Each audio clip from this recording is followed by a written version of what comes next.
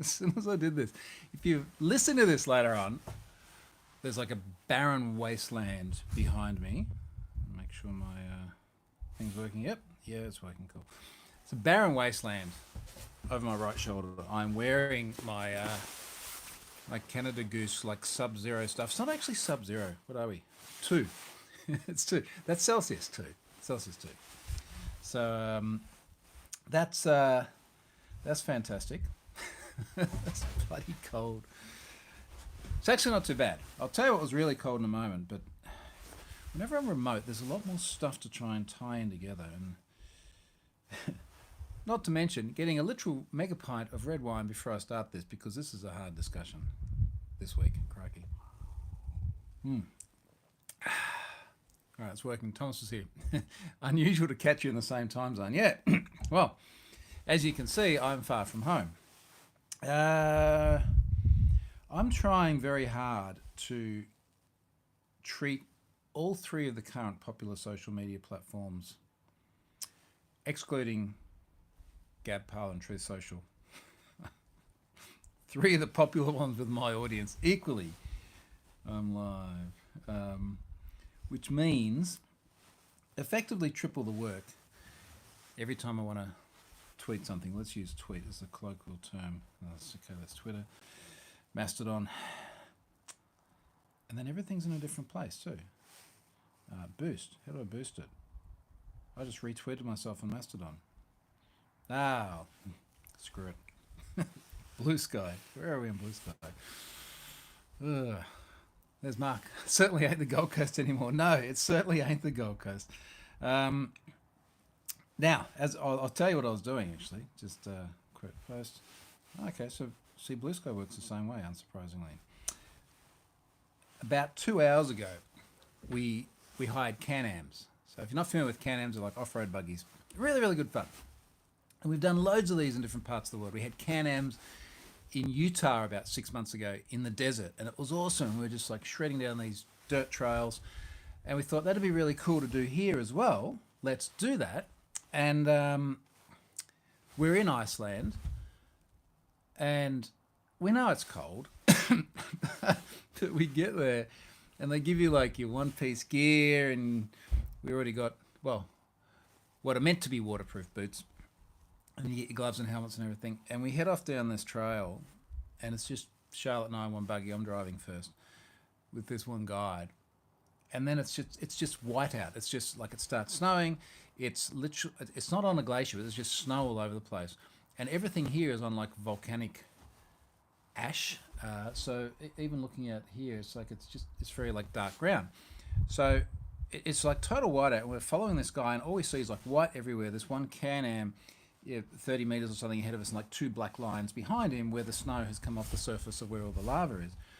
And we're just shredding down this thing, about 100k now at the times I looked, but we're just getting so much ice and snow in the face, and you're continually wiping the goggles, and your hands are soaked. I thought it was awesome.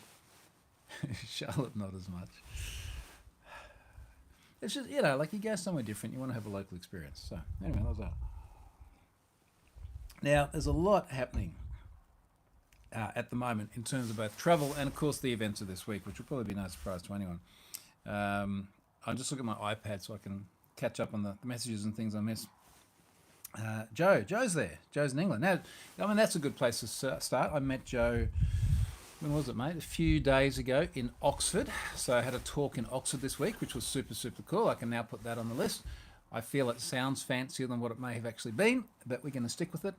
And I'm going to put that up there next to speaking at Congress because it sounds awesome. But it was actually a really cool event, and my good friend Kieran Martin, who's the guy who started the National Cybersecurity Centre in the UK, invited me to come along and do a talk at a group that he runs there, and it was cool. It's the first time. Well, when did I last do a talk? It's not that long ago I did a talk. I'm sure I've done it this year. Anyway, it was the first time I handed out new Have I Been Pwned branded logos.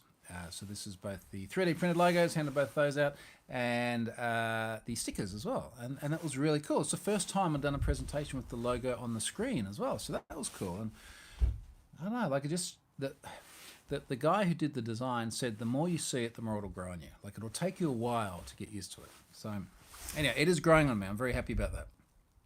Looking at the comments here, Nick 007, gonna say not the Gold Coast.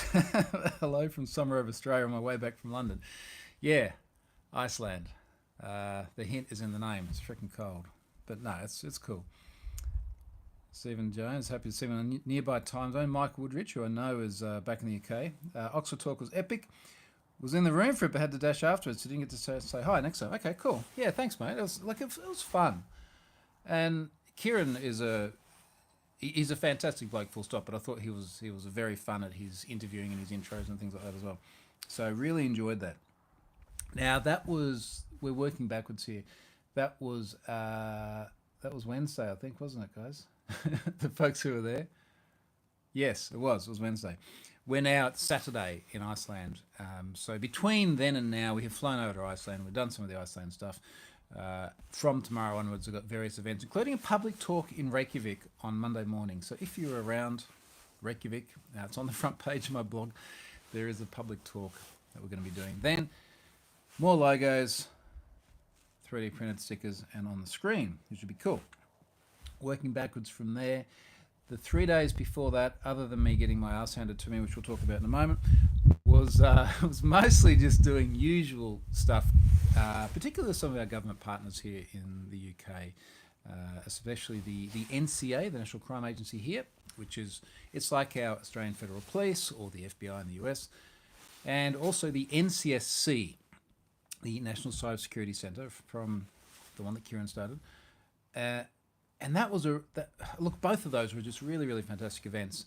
And I think the thing that really stuck with me with the NCSC, and this will lead us into a moment to me talking about events of this week, not formal events of this week, is that the NCSC, we had a lot of discussions around pass keys.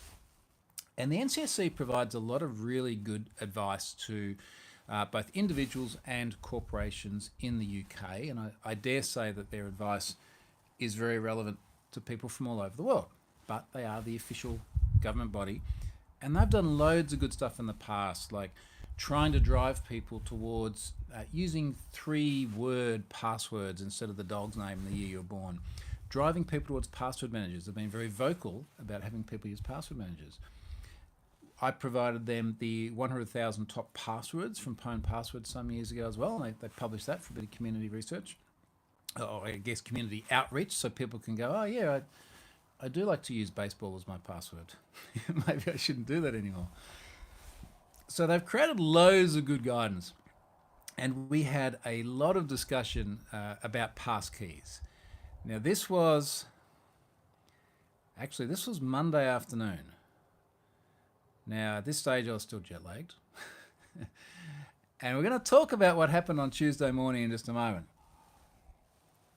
But before I get into that, I have a brand new sponsor this week that is very conveniently timed. And I guess people on here probably know I got fished. And we're going to get into the entire thing about how that happened and what I know about it. And some things I've learned since. But via a contact at Malwarebytes, we did have some discussion, which was ongoing anyway. And then we had the phishing situation. And then we went, Malwarebytes creates some good software to help people not get phished, among other things. This seems like an opportune time, and I had some sponsorship availability. So Malwarebytes is this week's sponsor, and you'll see them a little bit more over the remainder of the year as well, because they do create BrowserGuard. And I am checking my notes and making sure I get my things right here, but BrowserGuard, one of the things it does is to stop you from falling victim to phishing attacks. Now, at the same time, and I'm always off script with sponsors, at the same time, Malwarebytes did write a very nice blog post about my incident. Of course, it ties into BrowserGuard, which is absolutely fine. I felt they were complimentary. I think that's a fair word. They were very nice about it. And I'm going to give you some nice examples later, and I'm going to give you an example of someone who just went absolutely rogue with their feedback on me, because it's kind of fun to read. But Malwarebytes were fantastic in their response to the incident. I think making me feel a little bit more comfortable with the fact that it had happened and destigmatizing it. And then on top of that, they've come on board and done sponsorship as well. and actually put a product forward that does make a difference to people like myself who may get phished. So please say g'day to our latest sponsor, Malwarebytes. Link is over there on the page. Web protection for you and your family, and even if you are a InfoSec professional like some of us who still get pwned. So cheers. Thank you, Malwarebytes. Now, let me see these comments, and then we're going to get into the guts of how this happened. Scott's here. I feel Scott's partly to blame for this, but we'll come back to it. Stephen was gutted he couldn't make it down to Oxford to see. Can imagine your talk was slightly derailed by recent events. The events were both a combination of my pwnage and also the signal situation that is happening in the US. We might touch on that if people are interested. I don't know much that other people don't know. But it was around the same time. And then in a weird kind of world, somehow I'm in the news alongside Pete Hegsworth because people were looking up his data on have I been pwned, well, looking up his data, seeing the breaches he was in and joining some dots about whether he may be a Russian agent or not. There is like no news I would rather be further away from than American politics combined with Russian agent and somehow having a have I been pwned link. That does not feel healthy in any way. Joe says, on Passkey, Richard Hearn, the new CEO, was talking about the NCC's podcast last week. Which would make sense given the discussions I'd had with them there. I wish he had let me know about that a bit earlier. It might have helped. My new brain says, sorry to hear about your data leak. It honestly has been a net positive, and I'll explain why as we go through this. But fortunately, it's something of very little real-world impact and a lot of real-world upside. I'm an optimist here. Thomas says, I always find it a little funny when government agencies have podcasts. Very much the atypical publisher. You know, I think the thing that I have learned about government agencies, just realised I can see my voice. It is cold. What I've learned about government agencies is that they are like very normal folks. And I've said before, and in fact, saying this publicly has fostered some really good relationships. Everyone that I've met in government agencies has been totally awesome. They've been lovely people. They're doing a very important job under very difficult circumstances, and they're usually getting paid a fraction of what they could otherwise for it. But they're doing it because they actually want to make a positive difference. And I think that's a really important thing to point out.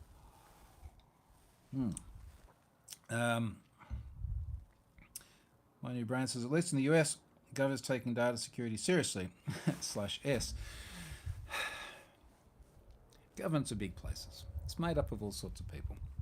I remember at one time I was having a chat with, I think we were at the AFP in Australia, and it might have been after the Medibank ransomware attack.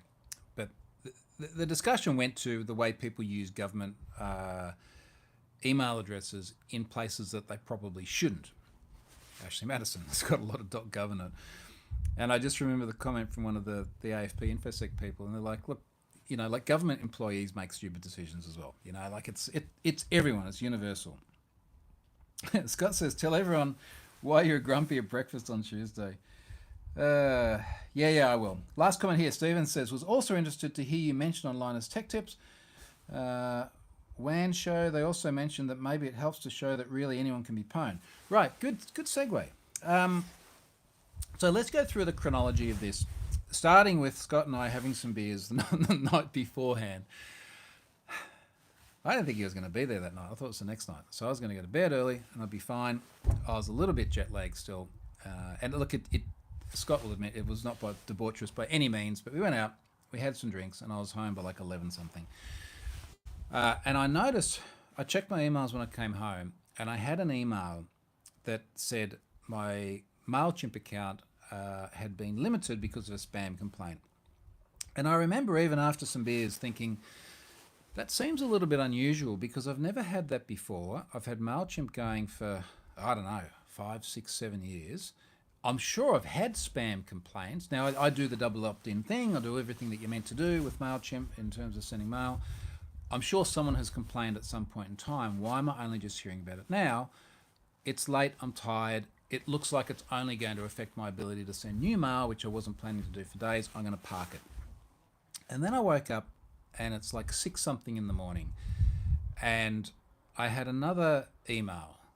And I realized later on possibly the significance of having two, where probably an event like that should have triggered one.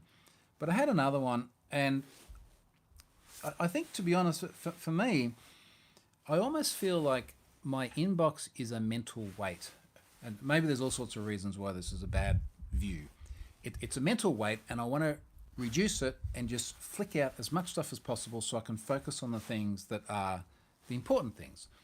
And I was like, okay, look, this can't be that hard. I'll just go, log in and go, no, reject this. It's not legit. So what I didn't mention in the blog post is I'm literally still laying in bed. It's not yet 7 a.m. I think it was about 6:57 based on the timestamps in the morning. And I clicked the link in the email.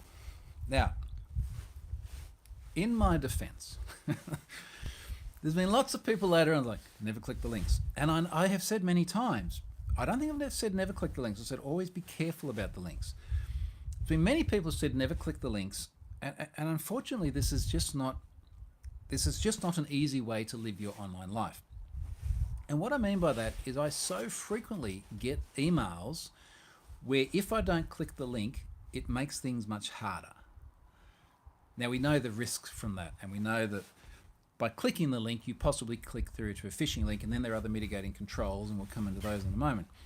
But I'm thinking about things like it's everything from there's a dispute on Stripe, and I need to answer the dispute. It's a deep link through to the dispute. I could just go to stripe.com, and then I don't know where I go from there. I'd have to try and figure it out and drill down into it, and I'd find that. It might be anything from a domain is renewing with my registrar, click here to go through to there. You have an Azure alert because some resources got high utilization, click here to go through to the alert. We have so many resources that deep link, and by not following the deep link, you create a lot of extra friction. And this is obviously what scammers play on as well. They play on the fact that people are conditioned to clicking links. So I click the link, and before I'd done that, normally my workflow every morning is I have the iPad, which is sitting here in my lap, and usually when I'm at home, I make a conscious point of getting up, going downstairs, making coffee. Your brain's sort of starting to wake up. I sit outside, and I do not look at anything on the iPad until I have my coffee and I'm sitting down. So, there's, quarter of an hour, 10 minutes, something like that before I actually start doing anything. A little bit different on traveling. I did make coffee, got up, made coffee, went back to bed because you're in a hotel. There's not really a lot of options to go when you're in that state of undress early in the morning. And I'm reading the iPad, and I saw that email. Now, the iPad on both the native iOS client and on Outlook does not show the sender's email address. You can expand it out by clicking on it, but it does not show it by default. So if you were just to look at that page being your email client with the email, there is nothing at all on that page which looks suspicious. Now, to make it worse, and I said this in the blog post, then just tangentially, I will say I am a bit impressed. Like, I am a bit impressed at how clean this whole thing was. For example, when you look at that email, that phishing email I got, there is nothing in there that, what are the obvious red flags? Bad spelling, lots of uppercase, exclamation marks, yellow triangles with warning signs. None of that crap was in there. You read the content, none of it is alarmist. None of it is trying to force you to do something under duress. It didn't even say, like, act now or you'll lose access or things like that. It was, to me, just the right balance of importance and urgency. It was reasonably important, but they didn't make it seem too urgent. Very well crafted.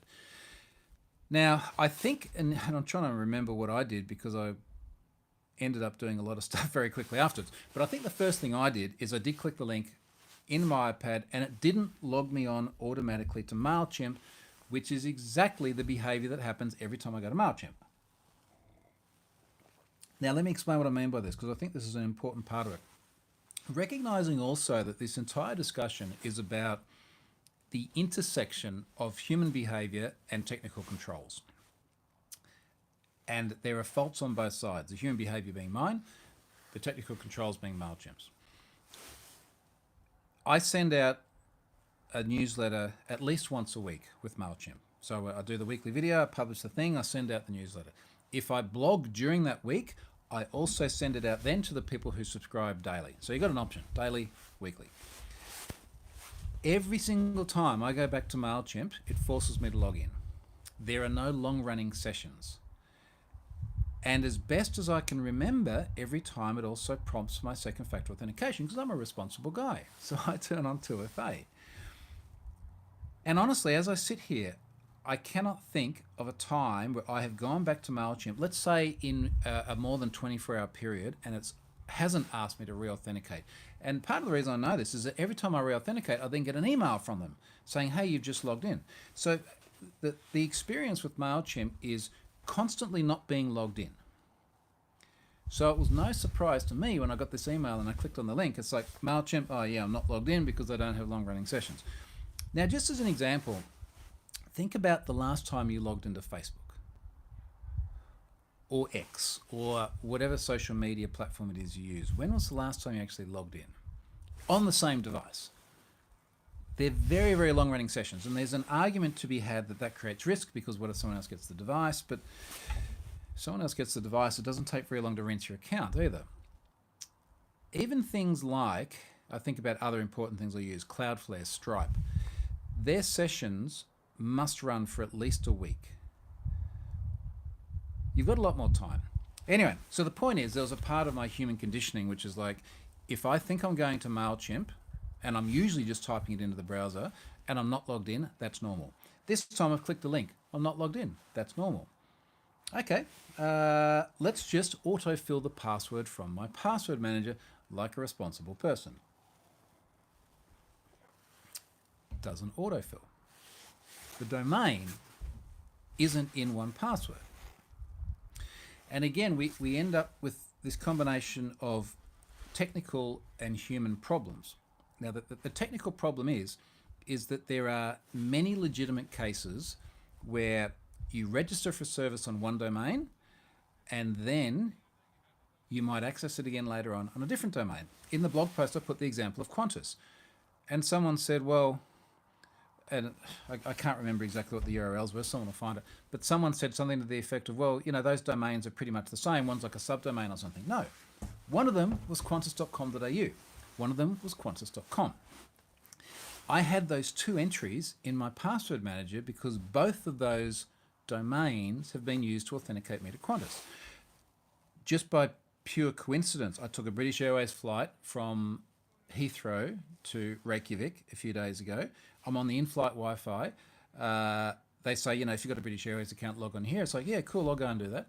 No, can't do that because the domain used to log on while you're in the air is different to the domain used to log on, apparently, if you just like booking a flight.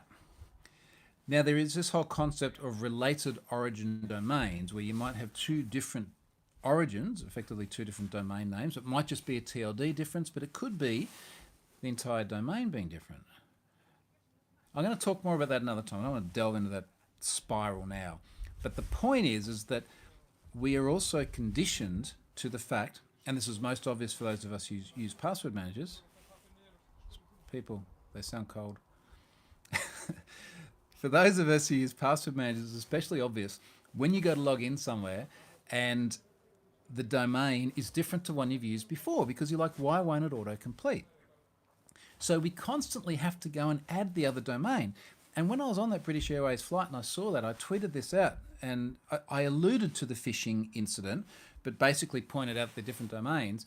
And there were so many responses from people that jumped in and went, just add the other domain to your password manager. I'm like, well, yeah, I mean, that's what I did. And now here I am because this is what you have to do in order to hack around the fact that you can't expect the domain to be the same on every single resource by the same organization for the entry in your password manager. So can you see how much stuff is going wrong already with a combination of my alertness and the ecosystem in which we work? So I copy it and I paste it. And I'm quite sure, I'm trying to remember the workflow now. I'm quite sure the first time I did that was on my iPad. I did it again after that on my PC, and that's when the penny dropped.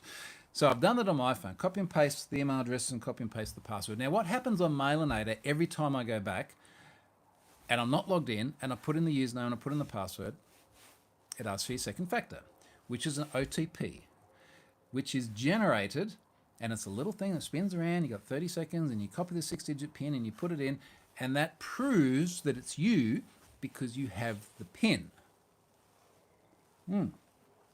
Now, I did that and pressed submit and nothing happened. I got a white page back. I'm in a hotel. The Wi-Fi's flaky. So, okay, well, obviously that just didn't work.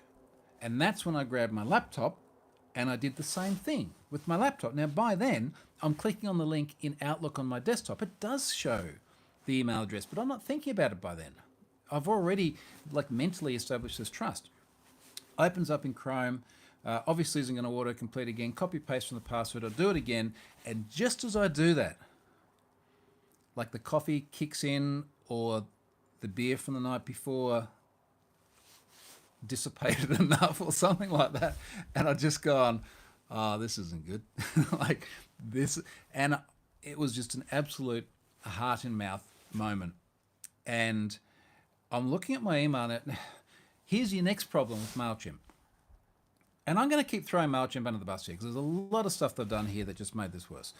MailChimp is a very, very noisy service in terms of the emails they send you. You know how I mentioned every time I go back to MailChimp, I'm logged out, so I have to log back in. Every time I log back in, I get an email saying, hey, you've just logged back in. So I'm used to, every time I log in, getting an email from MailChimp. I don't have a problem with that if I wasn't having to log in every single time I come back, if it was a once in a blue moon thing. So I'm getting like da-ding, da-ding, da-ding from MailChimp, but I've just tried it once on the iPad and once on the PC. So yeah, why not? Yeah, why not send lots of emails? And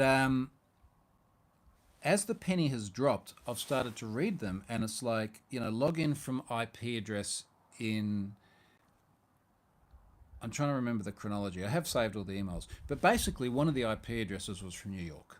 It's like, that's a long way away from home. Well, a long way away from London. And then the other one's from London. And then I start reading the emails, and one of them says, an API key has been provisioned and your mail list has been exported. And that's when I was like, all right, I've properly screwed up. So my immediate thought was, I hope they haven't changed the password on my account and locked me out, because that would be bad news. I haven't tried this, but I'm not sure if by doing so you need to get a confirmation email and confirm it. I would hope they do that. I did actually change my password, so if that is the process, I got the email somewhere. But the first thing I did is I went and changed the password on the account. I was able to change that, so I was like, okay, good job, that's fine. I then realized immediately after that email said an API key had been added to the account, so I went and deleted the API key as well. So now, and this did later prove to be correct as well, my assumption was the bad guys are out, which was the case, but the problem is the mailing list had already been exported. So the entire duration from me entering my credentials on the phishing site to my mailing list being exported to me changing the credentials and booting out the API key was about 3 minutes. And it has to be that fast, because if you're dealing with an OTP, you've got a very small window of time. So the whole thing was obviously scripted. I accessed this many hours after it was sent. It's not like there was someone sitting there at the keyboard just waiting to get the OTP so that they could enter it in and enter all my credentials. It was all scripted. It was entirely automated. I've entered my username and password into a phishing site. They've got that. They've relayed it to Mailinator. Mailinator's come back and said, give us the OTP. The phishing site is like, oh, cool. They work, but we need an OTP. Let's give the guy an OTP field where he can enter that in. They get that. They relay that to the website. MailChimp comes back and it's like, here's your authentication token or auth cookie, whatever it is. You're now logged in. Their code has automatically gone, okay, cool, provision me an API key, which is probably using some sort of HTTP request, which just replicates whatever you'd normally do in the browser, because normally you'd provision that from the browser. They come back, here's the key, and then they can programmatically call the API to export the mailing list. Job done, they've got the whole list. And that's how it happened. Like that's the entire the entire sequence. I've seen a lot of comments come in here, and we're just not going to be able to go through them all. But let me see. Let me see if there's anything here which I think deserves an answer to try and embellish things a little bit more. Um, Matt says, "Well, this is deserves an, identify the anonymous liquid in the wine glass." Yeah, take a guess, mate. Yeah. Now the game is over here. Says it sounds like Thunderbird fell for the same one. I got an email from them. I've heard this as well. Can you do me a favor? Go to my blog. Go to contact. There's a whole bunch of different contact things there. Send me an email with the link because I've heard that too, and I asked that person to send me details.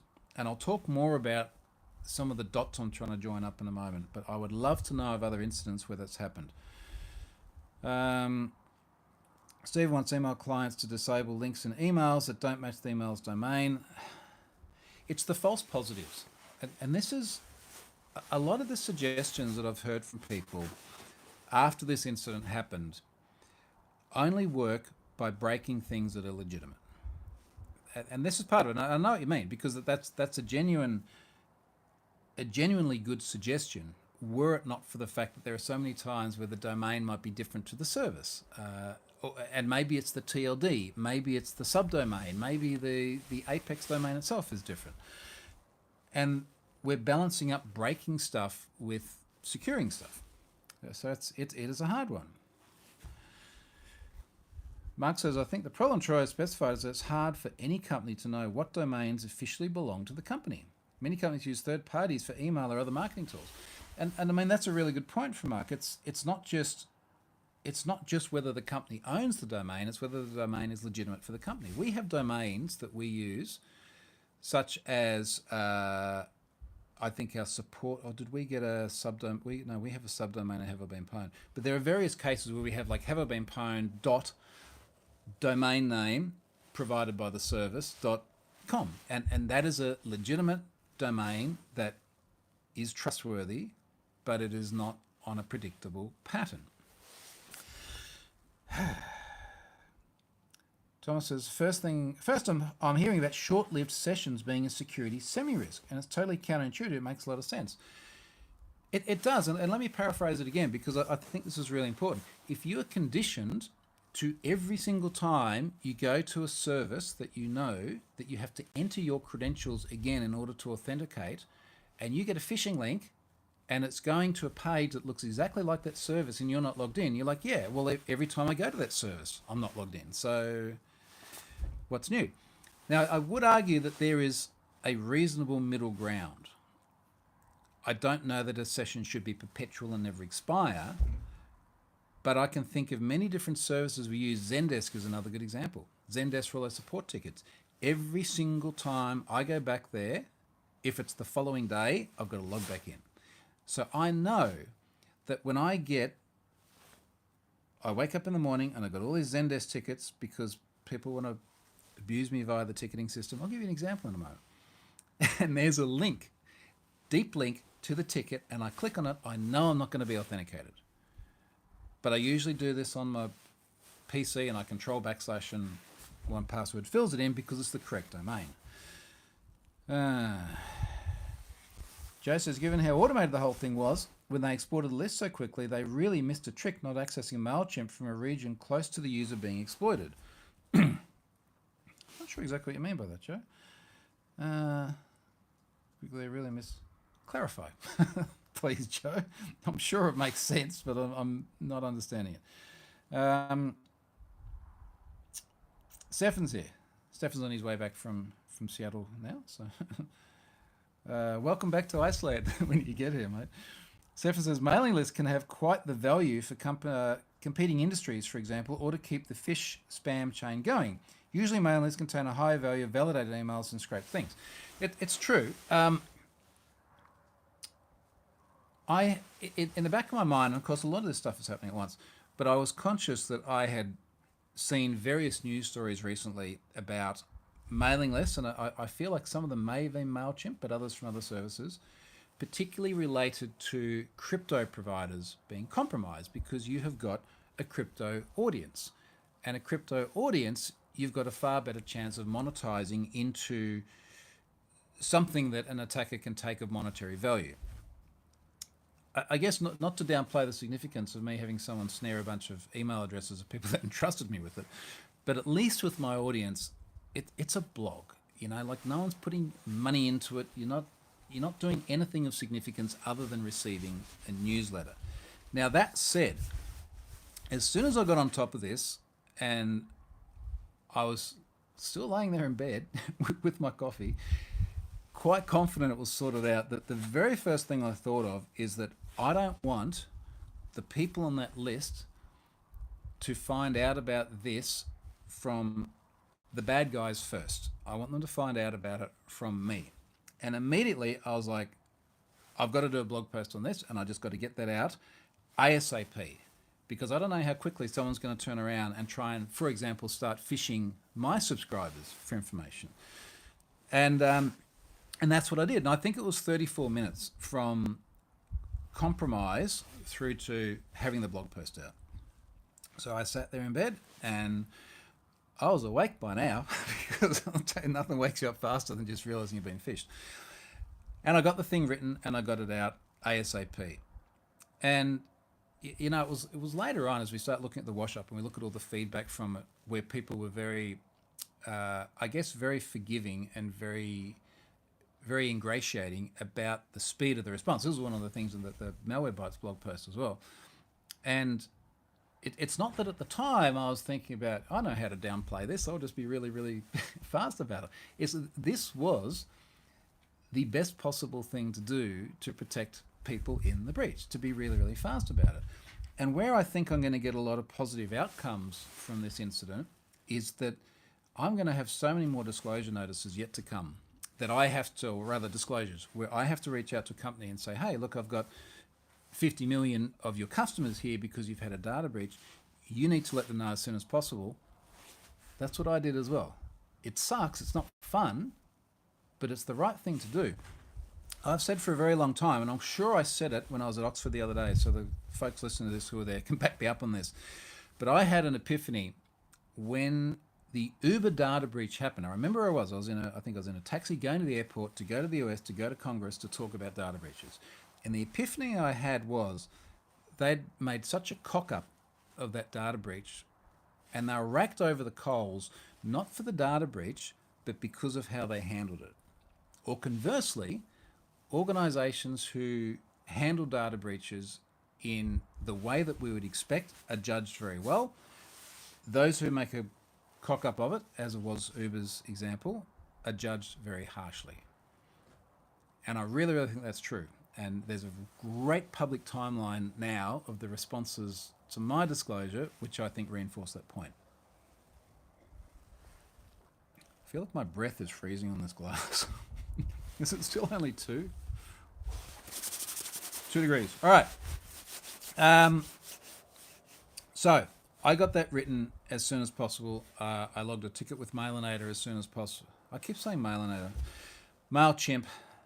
I think I use Mailinator so much that my brain just jumps to it.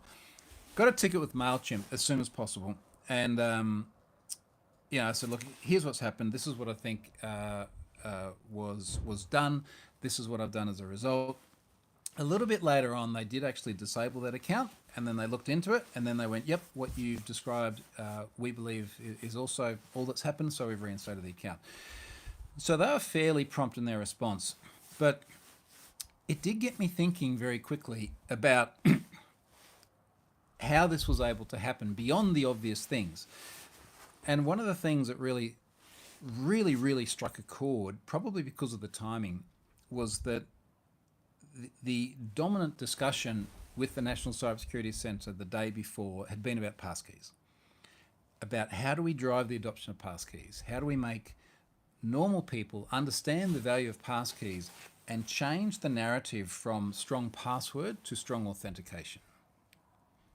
And that's a really good way of putting it. Like, if we can use a passkey for authentication instead of a password, or a password combined with a phishable second factor, that's a really positive step forward. And I'm like, I wonder if MailChimp ever provided that. So I go into the security settings. No, MailChimp doesn't provide a passkey. And this is the thing. If that had been the second factor, this is the thing that would have stopped this dead. Because I would have entered my username and password, they would have relayed that to MailChimp. MailChimp would have come back and said, now you need to provide your passkey. And whoever was responsible for this would have gone, crap, okay. Well, on to the next one. And that would have been it. That would have been the end of it. But they don't support passkeys.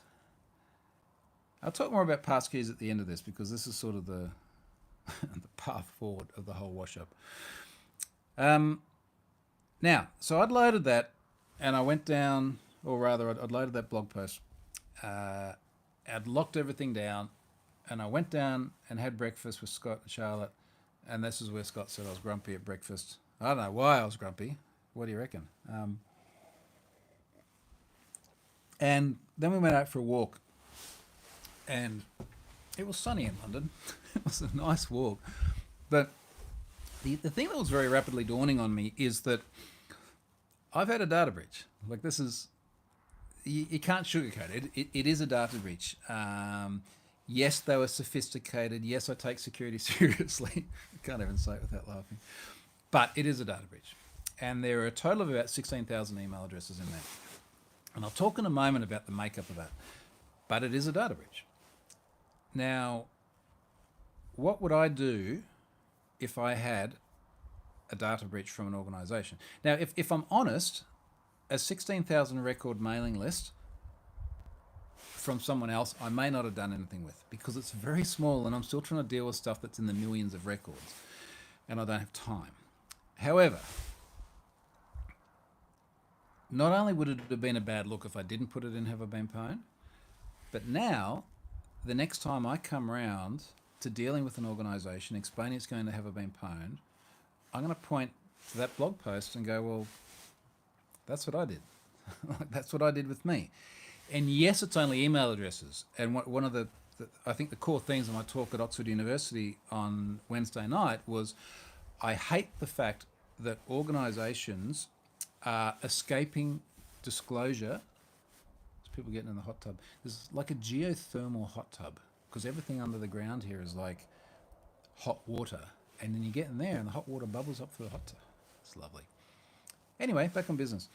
I hate the fact that organisations weasel out of disclosure because they say ultimately that it was not likely to cause serious harm or impact the rights and freedoms of people. And yes, that is legal under GDPR. That is literally the wording I had up on the slide the other day. So I don't want to be that organisation, and I want to lead by example, even though it's extraordinarily uncomfortable to have to do that. But the feedback as a result was awesome. And again, this is what I want to point organisations to. Like it's not pleasant, but it is the right thing to do. Like the metric for do we disclose to individuals shouldn't be has their credit cards been exposed, or are they likely to get ransomed because of their psychotherapy notes, or obviously depending on the search. Like the metric should be, has their personal identifiable info been exposed? If yes, go to disclosure. It's that simple. Okay, what are the comments?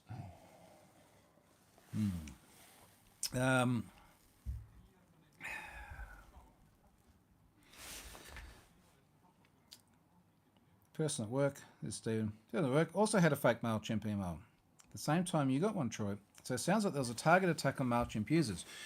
Now, let me talk about this because this is, again, something that bugs me a bit about MailChimp. And I haven't said this to anyone publicly yet, but I have had a response from MailChimp.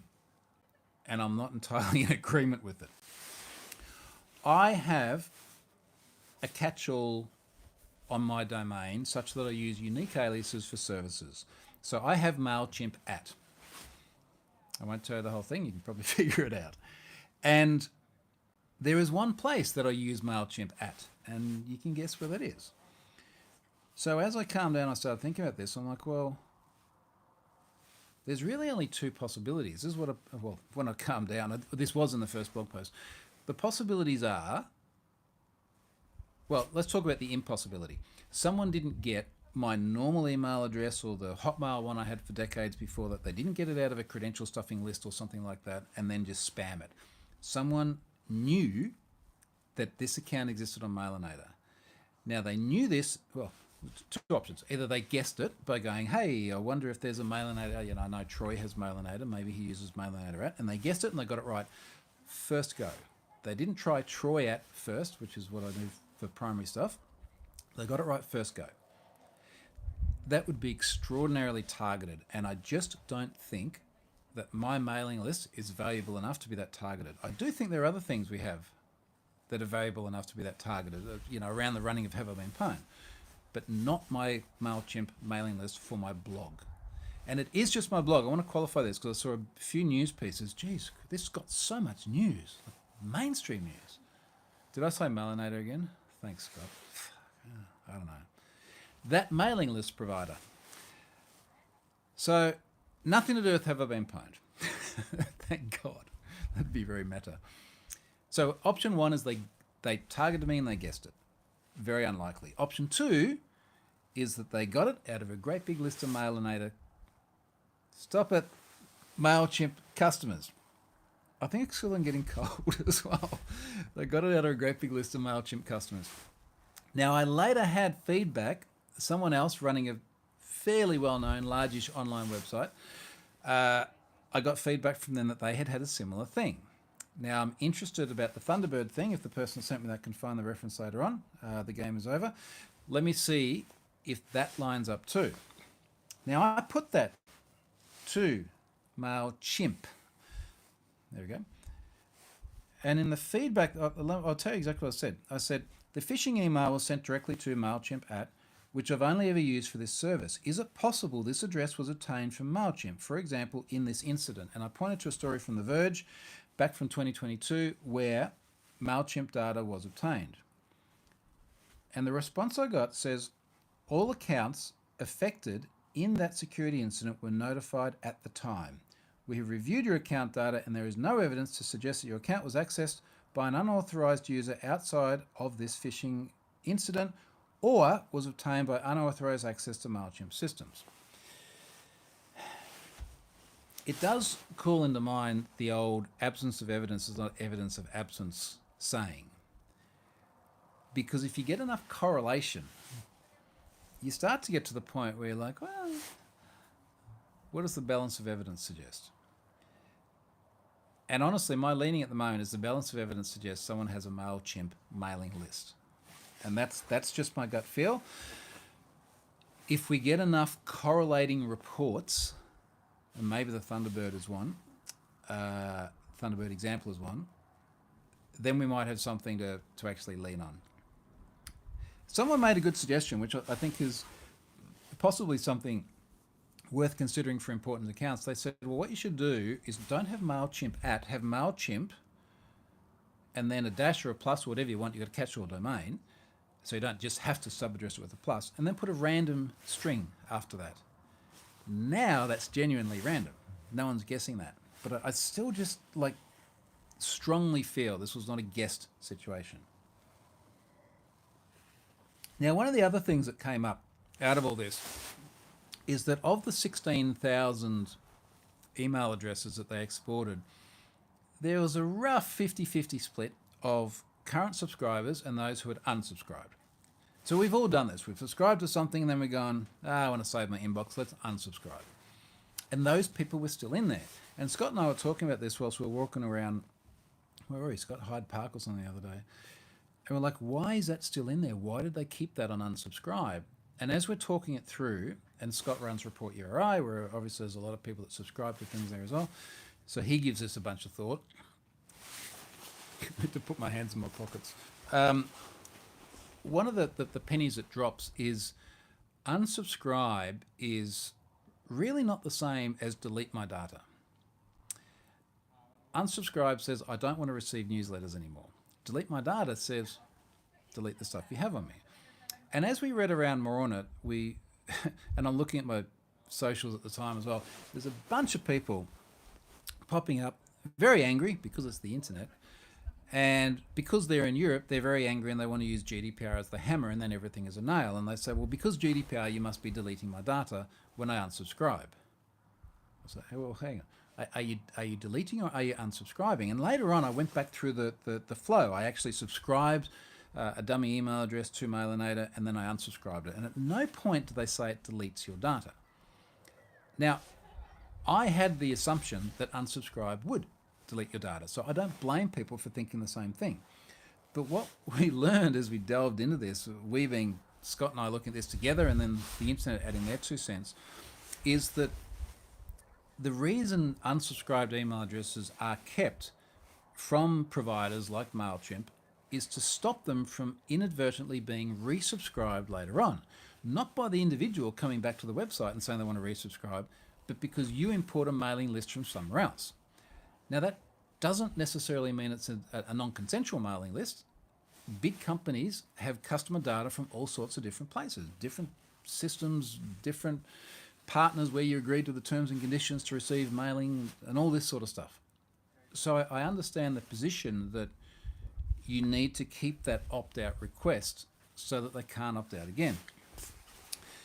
Now, the feedback I had from the MailChimp person in that email that I just read out the bit about where they got my address from, effectively echoed that. And when I'll just read you the response. When I said, how does someone request permanent deletion of the data MailChimp holds? The response was, we recommend people visit our global privacy statement to learn about our policies and practices, their rights, and how to exercise them. Goes on. MailChimp has a dedicated privacy page, providing information for individuals to make privacy rights requests, including deletion requests. There's people FaceTiming in the hot tub with the loudest microphone speaker on a phone I've ever heard. Now, one of the things we did on Have I Been Pwned many years ago, we had a friend of both Scott's and mine who was a data protection officer for a very big European brand. And we had him go through Have I Been Pwned and do a whole bunch of privacy review stuff and come up with some recommendations. And one of the things he suggested is that we previously had an opt-out feature where opt-out would only soft delete the record. Now, I know that sounds a little bit shitty. We wouldn't want just a soft delete on something that you subscribe to, and then you want to delete your data. You've given your data, and then you want to rescind that consent. The difference with data breaches and why we did that originally is we said, look, you can't opt out of a data breach. Like, you're still in the data breach. And we could remove the record from Have I Been Pwned, but you'd still be in the data breach. Also, if we remove the record from Have I Been Pwned and then there's a new data breach that comes along, then you end up back in Have I Been Pwned. So if we keep your email address and we soft delete it, we can give you what we think it is that you're looking for, which is to no longer be publicly searchable. And I remember John, his name is John, I won't give you his last name because privacy. Scott knows what I'm talking about. So John said, look, why don't you give him the option? So we actually gave him 3 different options. We said, if you want to opt out, you can do what I just said, which is soft delete. So you flag your record as no longer being searchable. So your email address still exists in there, all the data breaches you've been in still exist in there, and in fact you can come back to Have I Been Pwned after verifying your address and you can see those data breaches. Option 1. Option 2 is we can delete all the data breaches against your email address and then keep your email address and have a little flag which says never load a new breach against it. So we still need to retain your address to know that you don't want to be in a subsequent breach, but we won't load any more data against it. And that's effectively what MailChimp does at the moment. It keeps the email address so that you cannot resubscribe, but it has to keep your address. It's not clear about that, but it has to keep your address. Then we have a third option, which is like delete everything you have about me. Delete the data breaches, delete my email address. But if we delete everything we have about you and another data breach comes along, we don't know that you don't want to have that against your address. But you decide, you've got the options. And John's point was very much about give people the choice themselves and let them decide how they want to handle the privacy of their data. And that's what MailChimp should be doing. That's my absolute 100% certain thought on that.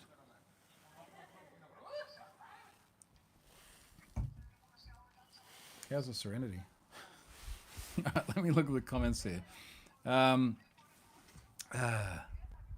Mark says drinking game every time Troy says Malinato. Maybe it's because of the red wine. I keep saying Malinato. So yeah, thanks for that, mate. That's great.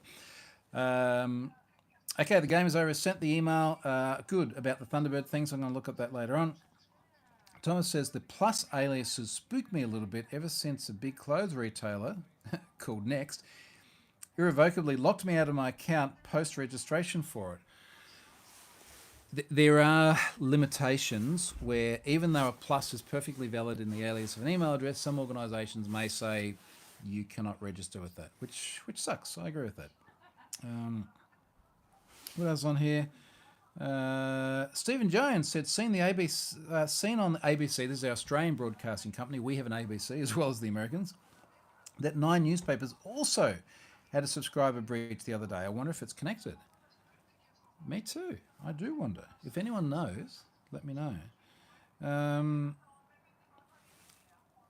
So no, Stephen says, turns out the newspaper was a misconfigured AWS bucket. All right, well, it's just business as usual.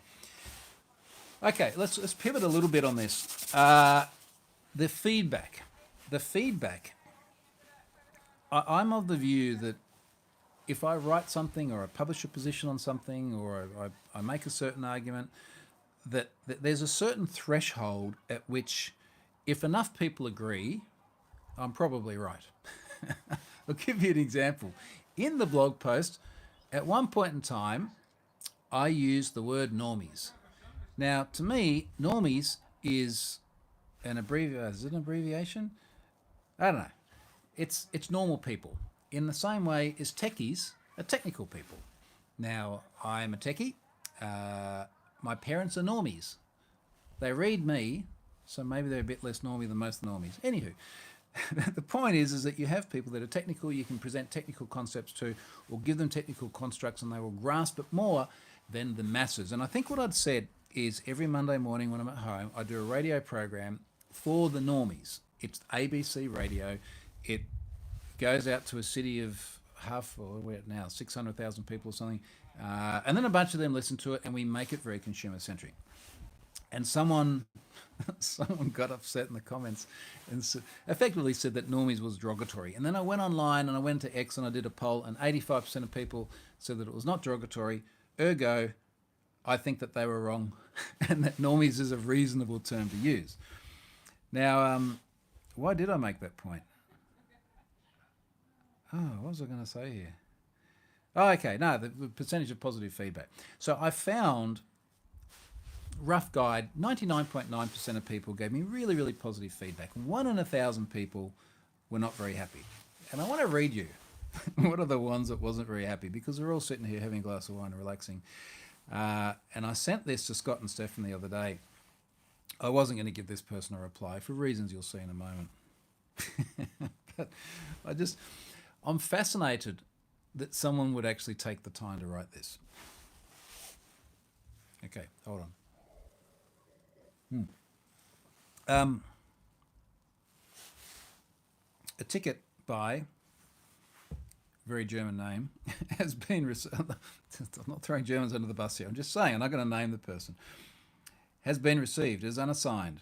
Now, incidentally, this came via our Zendesk. I can click on the link in the email in order to go and respond to the ticket, which is what I did immediately after this, so I could delete it. You have been pwned. There's a capital YOU have been pwned. Question mark. You have been pwned. Normal case, exclamation mark. What a failure. What an embarrassment. Crawl into a cave and keep your hands off anything related to the internet. Digitalization. I think it's digitization, mate. And that has an S, not a Z if you're German, just saying. And especially data collection and handling of other people's sensitive data. You can't do it, so don't do it. And then the best bit, may you burn in hell. And then 3 like vomiting emojis. May you burn in hell. That's strong, isn't it? Oh.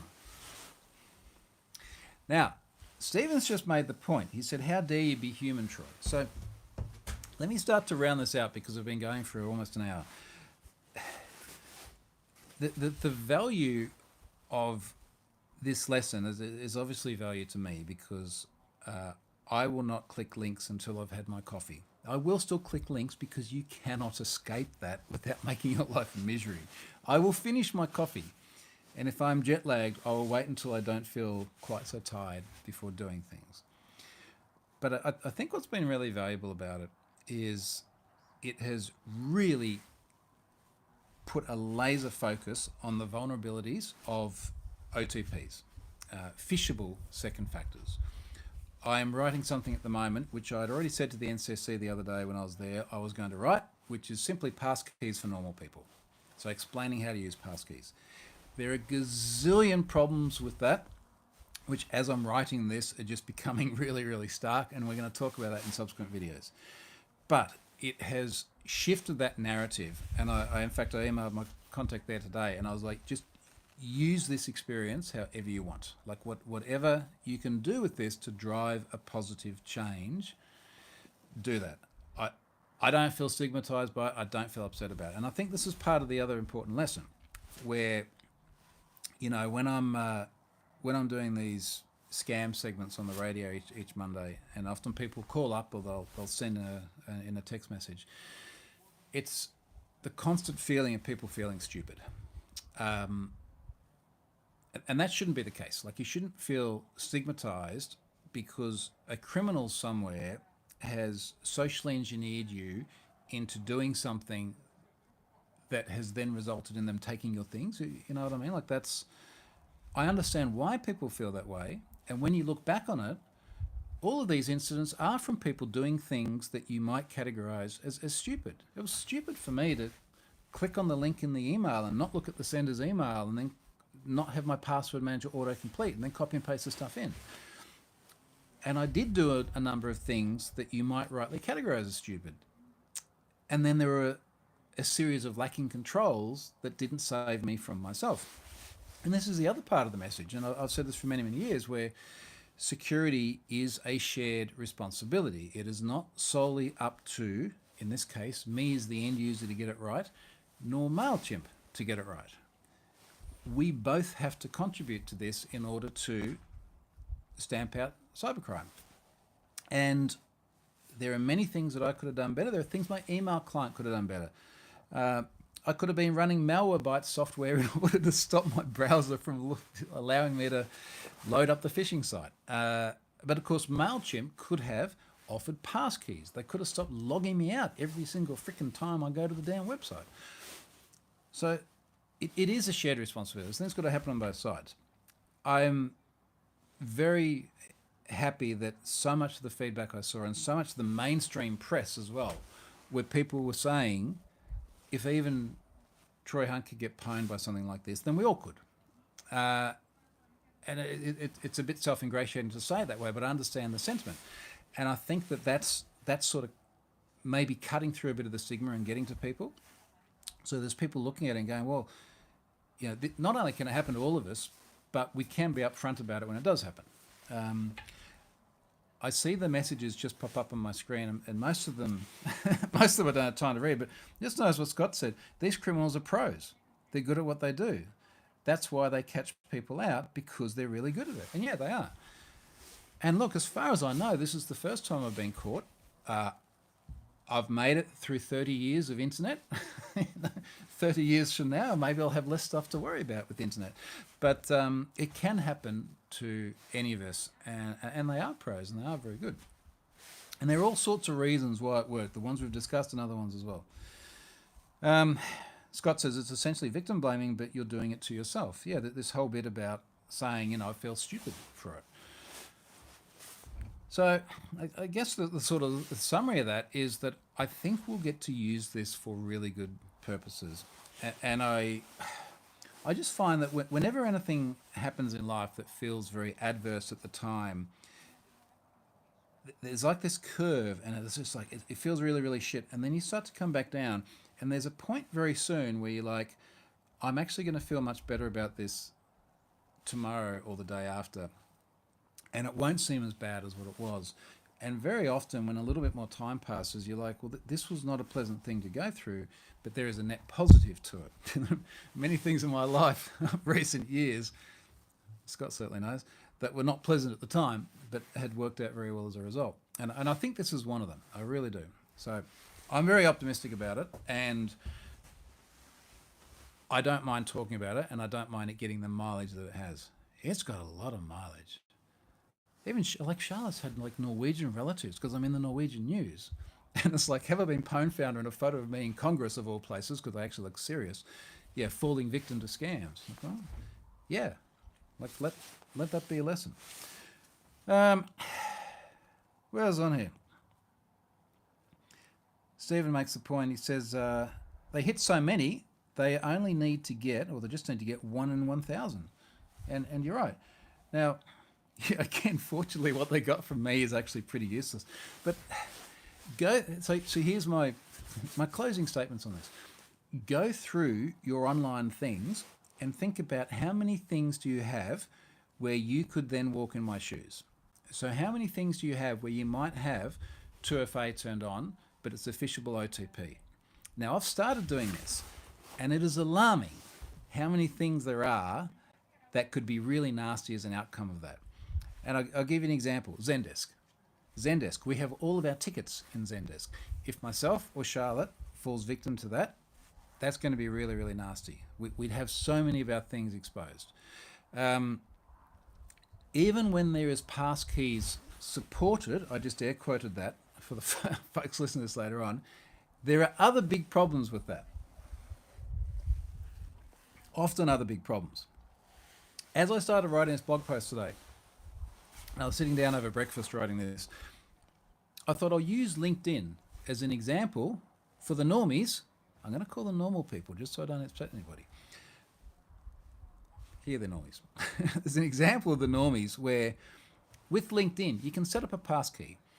And after you set up your passkey, you can log in with the passkey. However, you cannot delete the password. So you still have a password. And even though you have a password, or passkey rather, you can still log on with the password. But that would be a single factor. So you then want to have a second factor. You cannot use the passkey as a second factor. You can use SMS, very phishable, OTP from a software authenticator app, also phishable as we know. So even though LinkedIn supports passkeys, you cannot remove what effectively could be the target of a downgrade attack if someone can convince you not to use the passkey, but instead to enter the password and the OTP into a phishing site. So passkey support alone is not enough. It's got to be there as either a single factor authentication. We'll have a discussion another time about using that as only effectively 1FA, or for that to be your second factor after your zone password. When that is your only factor, or I'll rephrase that, when there is a fallback position where that's not your only factor anymore and you're back to username, password and OTP, then you've still got problems. Jose says, eventually someone will find a way to pwn passkeys too, probably. There was some research only a few weeks ago where someone did something that was, and I forget the exact details, someone will remind me, but it was effectively like a Bluetooth attack where you needed proximity as well, and there was a very, very high barrier to entry in order to own the passkey. And you're right, if it's like water running down a hill, right? It's always going to take the path of least resistance. And at the moment, the path of least resistance is phishing credentials and possibly phishing OTPs.